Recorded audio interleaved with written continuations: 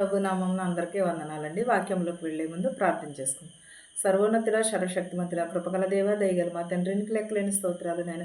వించున్న వారికి, చూచుచున్న వారికి, ప్రతి ఒక్కరికి మారు మనసు దయచే ప్రభు. విరిగి నలుగున హృదయమును దయచే ప్రభు. మేము తలుపునొద్ద నుండి ప్రభు నీ తలుపు కట్టుచుండగా ప్రభు మేము తీసేవారుగా ఉండుటకు సహాయం చేయమని అడుగుచున్నాం ప్రభు. మా హృదయములు మార్చు, మా మనస్సులు మార్చు ప్రభు. వినుచున్నవారిని చూచుచున్న ప్రతి ఒక్కరికి మారు మనసు దయచేయమని అడుగుచున్నాను తండ్రి. ఆమేన్. 1 తిమోతికి 6 అధ్యాయము 1 నుంచి 10 వచనాలు ఎలాగో వ్రాయబడింది. దేవుని నామమున ఆయన బోధయు దూషింపబడక కుండునట్లు దాసత్వమును కాడి క్రింద ఉన్నవారందరూ తమ యజమానులు పరిపూర్ణమైన ఘనతకు పాత్రులని యోచన చేయవలెను. విశ్వాసులైన యాజమాన్యులు గల దాసులు తమ యజమాన్యులను, సహోదరులను, వారిని తృణీకరింపక తమ సేవాఫలము పొందువారు విశ్వాసులను ప్రియులైన ఉన్నారని మరి ఎక్కువగా వారికి సేవ చేయవలనని ఈ సంగతులు బోధించుచు వారిని హెచ్చరించుము. ఎలాగూ దేవుని నామమున ఆయన బోధయందు దూషింపబడకుండునట్లు దాసత్వమును దాని కాడి క్రింద ఉన్నవారందరూ కూడా పరిపూర్ణమైన పాత్ర గలవారు.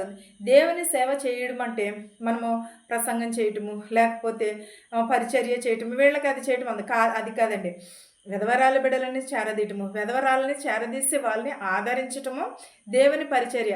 అనాథ బిడ్డలను మనం చేరదీసి వారికి పరిచర్య చేయటమే అది అసలైన సేవ అంటేని.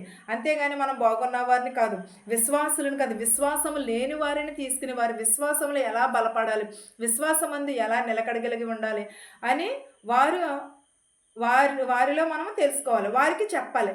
విశ్వాసంలో ఎలా మెలకువగలిగి ఉండాలి, ఇలాగ ప్రార్థన చేయాలి, పట్టు విడవక శ్రమలు వచ్చినను సరే దేవుని విడిచిపెట్టొద్దని మనము చెప్పాలి. అప్పుడు వారు ఏమవుతారంటే ఎక్కువగా శోధింపబడకుండానట్లు వారు మహిమను చూస్తారు, అనేకమైన ఘనతలను చూస్తారు.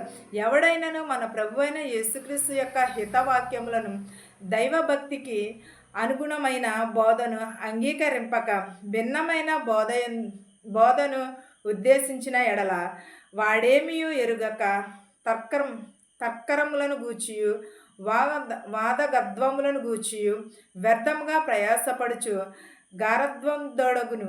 వీటి మూలముగా అసూయ, కలహము, దూషణ, మానములను అయ్యును. ఏంటది? ఎవడైనాను మన ప్రభు అయిన యేసుక్రీస్తు యొక్క హితవాక్యమును దైవభక్తిని అనుగుణముగా అంగీకరింపక భిన్నమైన బోధనే అనుసరించిన ఎడల వారు ఏమైపోతారు? మనము మంచి వాటినే కాదు, చెడ్డ వాటిని కూడా గ్రహించుకోవాలి. మంచి వెనకాల చెడు ఉంటుంది, చెడు వెనకాల మంచి ఉంటుంది. కానీ మనకి ఏం చేయాలంటే మనం మంచిది మనం ఎంచుకోవాలి, కానీ హితబోధ చేయకూడదు. హితబోధనగా ఎదుటి వాళ్ళ మీద కాదు, మనం బైబిల్ మాత్రమే వాక్యం చెప్పాలి. చెడిపోయిన మనసును కలిగి సత్యహీనులైన దైవభక్తికి లాభ సాధనమును అనుకుని మనుషుల వ్యర్థ వివాదములను కలుగుచున్నవి.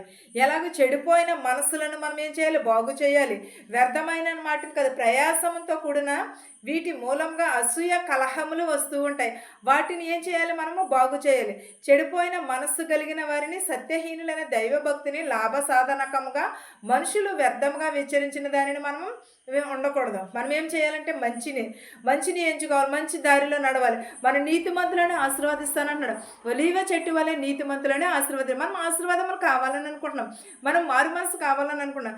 కానీ ఏం చేస్తున్నాము? చెడిపోయిన మనసులను మనం రక్షిస్తున్నామా? బాగుపడిన వారిని మనం చూస్తున్నాం తప్ప కానీ చెడిపోయిన వారిని అయితే మాత్రము కాదు. సంతృష్టి సహితమైన దైవభక్తి గొప్ప లాభ సాధనమైనది. ఎలాగో సంతృష్టి సహితమైన దైవభక్తి గొప్ప లాభకరమైనది. అంటే మనం సంతృష్టి అంటే మనం ఒక బిర్యానీ తెచ్చుకున్నామండి. బిర్యానీ తెచ్చుకుంటే దానిని మనం తింటాము. తినకుండా కొంచెం తినేసి కొంచెం విడిచిపెట్టేసామనుకో, సగం తిని సగం మానేసామనుకో, మనకి తృప్తిగా ఉంటుందా? మన కడుపు నిండా తింటేనే కదా సంతృప్తి. అలాంటి సంతృప్తి కలిగిన కలిగిన మన సహితమైన దైవభక్తి కలిగి ఉండాలి. అది అలాగ కలిగి ఉంటే, సంతృప్తి కలిగిన దైవభక్తి కలిగి ఉంటే గొప్ప లాభకరము, మనకి లాభకరమై ఉన్నది అని అంటున్నాడు. ఎప్పుడూ కూడా మనం ఏం చేయాలి, సంతృప్తిగానే తింటాం కదా. సగం కొంచెం ఆకలి ఉంచుకొని కొంచెం విడిచిపెట్టేయం కదా. సంతృప్తిగా తినకుండా పొద్దుట్టుకుంటుంది అని సగం పొద్దుట తృప్తి తీరదు, ఇప్పుడు కూడా తృప్తి తీరదు. అలాగే మనం ఏదైనా సరే గొప్ప సంతృప్తి కలిగిన, మనం దైవభక్తిని కలిగి ఉండాలి. గొప్ప కరమైనదిగా ఉంటుంది. సంతృష్టి కలిగిన మనం దేవుని వాక్యం విన్నప్పుడు కొంచెం వినేసి వెళ్ళిపోయామనుకో వాక్యాన్ని, మనకి అయ్యో తర్వాత ఏం చెప్పారు, మనం నిన్ను వినలేదే అని అనుకుంటాం. అదే వాక్యం మనం పూర్తిగా విన్నామనుకో చాలా సంతృప్తిగా ఉంటుంది. అలాంటి మనస్సును కలిగి ఉండమని అంటున్నాడు దేవుడు. మనం ఈ లోకంలోనికి ఏమీ తేలేదు, దేని నుండి ఏమీ తీసుకుని పోలేదు. నిజమే కదండి. మనం ఈ లోకంలోకి ఎలా వచ్చి ఉన్నాము, మనం ఒట్టి చేతులతో వచ్చాము, ఒట్టి చేతులతోటే వెళ్ళిపోతాము. అలెగ్జాండర్ ఎంతో పేరుని సంపాదించుకున్నాడు, ఎంతో పెద్ద చదువుని చదివాడు, ఎంతో పేరు ప్రతిష్టలు సంపాదించుకున్నాడు. కానీ వెళ్ళిపోయేటప్పుడు అలెగ్జాండర్ ఏమన్నా నా చేతులు బయటికి పెట్టమన్నాడు. ఎందుకని అడిగితే ఒట్టి చేతులతో వచ్చాను, ఒట్టి చేతులతోటే వెళ్ళిపోతున్నానని, నన్ను చూసిన వారందరూ కూడా తెలుసుకుంటారని చేతులు బయటకు పెట్టమని అన్నాడు. ఎందుకంటే ఇంత పేరు ప్రతిష్టలు సంపాదించుకున్నాను, ఇంత కీర్తిని సంపాదించుకున్నాను, ఇంత పరపతిని సంపాదించుకున్నాను, కానీ నేను ఏమీ కూడా తీసుకురాలేదు, ఏమీ కూడా నేను తీసుకుపోవట్లేదు. ఎంత పేరు సంపాదించినా, ఏమి సంపాదించినా సరే ఎక్కడ విడిచిపెట్టి మనం దేవుడు పిలిస్తే వెళ్ళిపోవాల్సిందే. ప్రతి ఒక్కరమును కూడా దేవుని పిలిచినప్పుడు మనం ఏం చేయాలంటే కంపల్సరీ దేవుడు పిలిచిన వెంటనే మనం వెళ్ళవలసిందే. వట్టి చేతులతో వచ్చాము, వట్టి చేతులతో దేనిని కూడా మనము తీసుకుపోలేము. కాగా అన్న వస్త్రములను గలవారమై ఉండి వాటితో సంతృప్తి పొందుదుము. ఎలాగో అన్న వస్త్రములను గలవారమై మనము వాటితో మాత్రమే సంతృప్తి కలిగి ఉండాలి. ఈ రోజుల్లో ధనము, డబ్బు వీటి కోసమే ప్రాకులాడుతున్నారు. కానీ కొంతమంది అయితే ఉన్నారు. ఎలాగో ఈరోజే మనది, రేపటి దినము మనది కాదు, ఈరోజు వరకే. కొంతమంది చాలామంది కూడా ఏం చేస్తారంటే మంచి వస్త్రం కట్టామా, మంచి భోజనం చేసామా అని చూసుకునేవారు కూడా చాలామంది ఉన్నారు. అలాంటి మనసును కలిగి ఉంటే మనకి ఏం కలుగుతుంది, సంతృప్తి కలుగుతుంది. సంతృప్తి లేని జీవితం అంటే బంగారము, డబ్బు, అది ఇది అని ఇలాగ ప్రాకులు ఆడుతూనే ఉంటాం. కానీ వాటన్నిటిని మనం ఏం చేయాలి, అన్నిటిని విడిచిపెట్టి మనము ఏమీ కూడా తీసుకుపోలేము, ఏది కూడా తీసుకురాలేదు కూడా. ధనవంతుడొకటకు ఆపేక్షించు వారు శోధనలోను ఉరిలోని అవివేక యుక్తములను హానికరములనైన అనేక దురాశలలోనూ పడుదురు. అట్టివి మనుషులను నష్టములోను నాశనములోను ముంచివేయని. ఏంటది, మనం ధనాపేక్షలో ఉన్నప్పుడు నిజమే కదా, మనం ధనం సంపాదించాలన్నప్పుడు పాపం చేస్తాము, దోషం చేస్తాము, వీటన్నిటిలోనూ కూడా మనం పడిపోతాం. శోధనలోని కూడా పడిపోతాం, ఉరిలోని కూడా పడిపోతాము.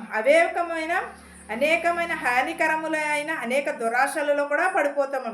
అట్టి మనుషులు నష్టమునే కొని తెచ్చుకుంటారు. ఏంటి, ధనము నాది, డబ్బు నాది అని ఇవన్నీ సంపాదించుకోవటంలో ఏంటది, అది నష్టం తెచ్చుకుంటారు. నష్టానికి కారణంగానే వారు ఈలోపు ఏం చేస్తారంటే ఏం సంపాదించుకుంటున్నాం అనేది మర్చిపోతారు. ఇటు బిడ్డలకు దూరం అయిపోతారు, ధనం సంపాదించినప్పుడు భార్యకు దూరం అయిపోతారు, ఇటు భర్తకు దూరం అయిపోతారు, బంధువులకు దూరం అయిపోతారు. ఎందుకంటే ధనం మీద ఆపేక్ష, మనం ధనం సంపాదించాలని, డబ్బు సంపాదించాలని, లేకపోతే ఆస్తులు సంపాదించాలి, ఆస్తులు కూడగట్టుకోవాలని అనుకునేటప్పుడు ఇవన్నీ కూడా మర్చిపోతూ ఉంటారు. మన స్నేహితులని, బంధువులని, ప్రతి ఒక్కరిని కూడా మర్చిపోయి దిగంబరిగా ఉండిపోతారు. కడకి ఏం మిగులుతుంది, ఆశ తప్ప ఏది కూడా మిగలదు. ఎంత సంపాదించుకున్నాను అనుకున్నా ఆశ మిగిలిపోతుంది. కానీ ఈ అన్నిటికి ఇక్కడ దురాశలో పడిపోతారు. వారికి వారే నాశనమును కొని తెచ్చుకుంటూ ఉంటారు. మనం ఎప్పుడు కూడా మన దేవుని వైపు నుంచి, దేవుని దగ్గర దాచబడిన ధనము కోసం ఎదురు చూడాలి, కానీ ఈ లోకంలో ధనము కోసం మనం ఎప్పుడు కూడా ఎదురు చూడకూడదు. ఎందుకనగా ధనాపేక్ష సమస్తమైన కీడులకు మూలము.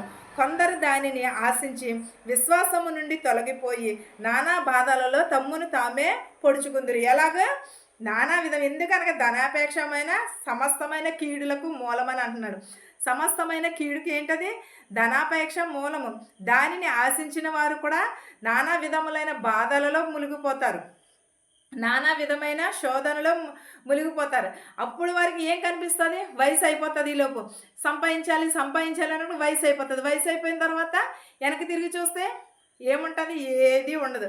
ధనం సంపాదించాలనే ఆశ, ఈ ఆశలో చేసిన తప్పులు, ఈ ఆశలో చేసిన పాపాలు, ఈ ఆశలో చేసిన మోసాలు ఇవే కనిపిస్తూ ఉంటాయి.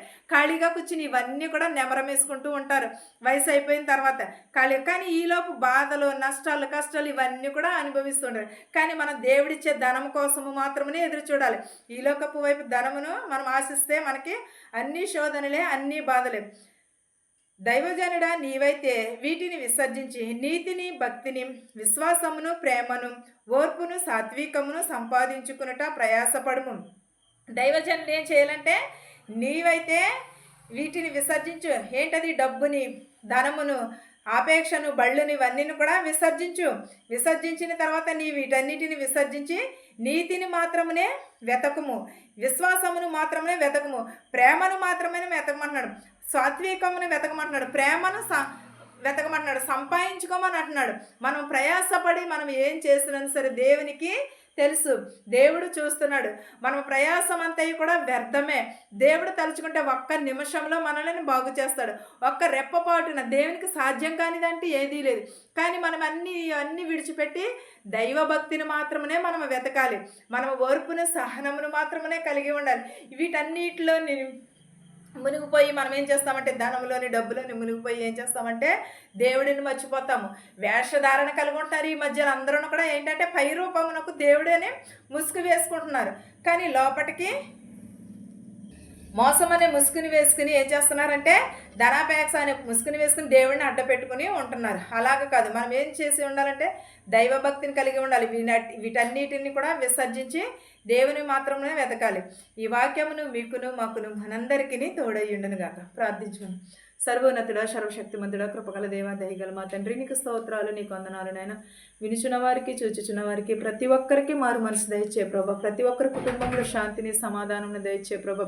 వ్యాధులతో, బాధలతో బాధపడుచున్న వారికి మీ ప్రభ తొలగించమని అడుగుచున్నాను నాయన ప్రభ. స్వస్థపరచమని అడుగుచున్నాను నాయన ప్రభ. నేను నీకు స్తోత్రాలు, నీకు వందనాలు చేస్తాను. ప్రతి ఒక్కరి కుటుంబంలో ప్రభా మనశ్శాంతిని దయచే ప్రభా. యాక్సిడెంట్ అయ్యి ఉన్నారు ప్రభా, అనారోగ్యంతో బాధపడుచున్నారు ప్రభా. వారి బిడ్డలందరినీ కూడా దీవించి ఆశీర్వదించి ప్రభా. వారికి ఉన్నట్టు వేదనలను, శోధనను, రోగములను తీసివేయమని అడుగుచున్నాను నాయన ప్రభా. అనేక కుటుంబంలో మనశ్శాంతి లేక బాధపడుచున్నారు ప్రభా. మనశ్శాంతి దయచేయమని అడుగుచున్నాను ప్రభా. ఇతర దేశంలో పనిచేసుకుంటున్న వారిని ప్రతి ఒక్కరికి ఆరోగ్యమును, శక్తిని, బలమును దయచే ప్రభా. మెడికల్కి వెళుచున్నారు వారిని కూడా ప్రభా. ప్రయాణం చేయుచున్న వారిని కూడా ప్రభా, వారిని ప్రభా స్వస్థపరచమని అడుగుచున్నాను నాయన ప్రభా. వృద్ధాప్యంలో ఉన్నారు, నడువయసులో ఉన్నారు ప్రభా. ప్రతి ఒక్కరిని పేరు పేరు చొప్పున దీవించమని అడుగుచున్నాం ప్రభా. ఎవరెవరైతే ఏ వాహనంలో అయితే నడుపుచున్నారో ప్రభా, నడుపుచున్న వాహనములతో సురక్షితంగా వారి గృహాలకు చేర్చున్నాయన ప్రభా. ఎవరెవరైతే ఏ చేతి పనులు అయితే చేర్చున్నారో ప్రభా, వారి చేతి పనులను దీవించమని, ఆశీర్వదించమని అడుగుచున్నాం ప్రభా. పిల్లలు లేని వారికి పిల్లలు దయచేయమని అడుగుచున్నాను నాయన ప్రభా. గర్భిణీ స్త్రీలకి సిలువైన కానుక దయచేయమని అడుగుచున్నాను నాయన ప్రభా. ప్రతి ఒక్కరి కుటుంబంలో ప్రభా శాంతిని, సమాధానమును దయచేయమని అడుగుచున్నాను నాయన. విరిగి నలిగిన హృదయమును దయచేయమని అడుగుచున్నాను ప్రభా.